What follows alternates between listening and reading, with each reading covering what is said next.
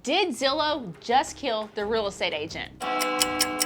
Stay tuned to the end and I will tell you what I am doing personally to stay relevant in this new evolving market.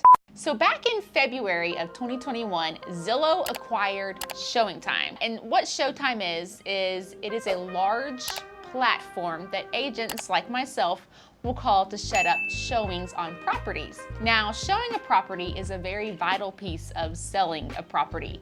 As an investor, sometimes often we buy sight unseen, but for a normal buy and sell real estate agent, taking your client to the property and walking it is very, very, very important. You want to get your client in there and they want to feel good and love it and visualize their stuff here and their family portrait above the fireplace. So seeing the property is super important. But right now, Zillow owns how you are going to get into that property. Now, the only thing here that could be a little bit strange is Zillow also has their own real estate agents. And they're not even really real estate agents, they are buyer's agents who are technically just showing specialists who get paid a flat fee to go show you these properties.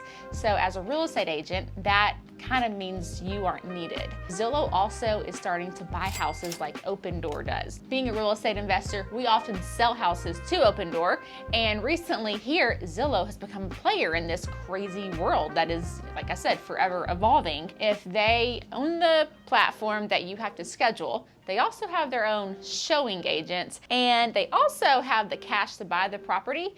How do real estate agents fit in this picture? What can we do to stay relevant? So here's a little bit of background about me. I've been a real estate agent for a few years now. What's a little odd about what I do is I create my own inventory, which if you have the ability to do this, I think you should definitely do it because that is big time job security. And if you wonder how in the world you could ever even create your own inventory, go back and watch all of our videos. We'll tell you how you can become the investor and the owners of the property. But I do all my own properties, and I also list a few things for other people or sell other people's homes. But generally, in large, I do my own stuff, our own properties. And I am one of the biggest agents in our office. I'm actually a top 5, and it's all properties that we personally own. Top 5 of one of the biggest companies here in Tennessee.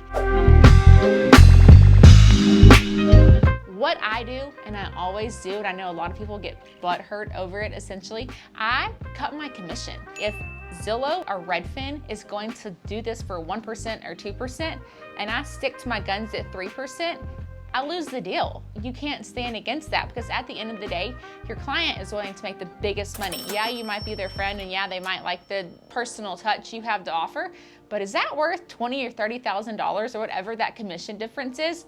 I don't think it is, honestly. So I always lower my commission and I go in with that. We list everything for 1%. We'll just say it here. We'll list your house for 1%. That's what Redfin does. I don't know what Zillow does exactly, but I would guarantee it's about in line with that. So if you are sticking to your guns at your solid 3%, you're probably hurting yourself. I know that is gonna lower your paycheck, but I'd rather have a paycheck than no paycheck. So you are gonna have to leave your pride at the door with this one. You might be totally worth that 3% listing fee or whatever you charge, but if you wanna stay relevant, like we've said 1,000 times in this video, you got to do it. You just have to do it. You know, Kodak refused to get into the digital age of photography. So it might suck and you might have to leave that pride at the door, but you want to keep having a job. And honestly, I don't think real estate agents are going to become obsolete because we do enjoy the personal touch and we do enjoy face-to-face contact and relationships.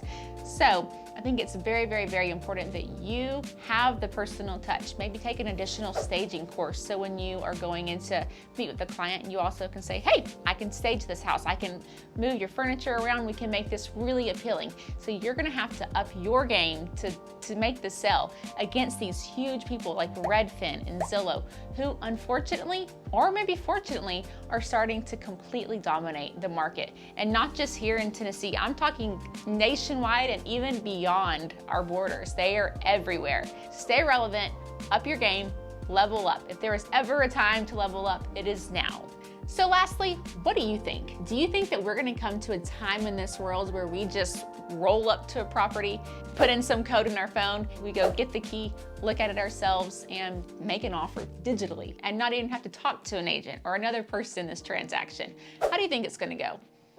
I think it would be kind of cool if it went that way, but also I still wanna make money, so I'm gonna say, let's stick with real estate agents. And don't forget to like and subscribe to my mom and dad's YouTube channel. Don't forget to like and subscribe to our YouTube channel.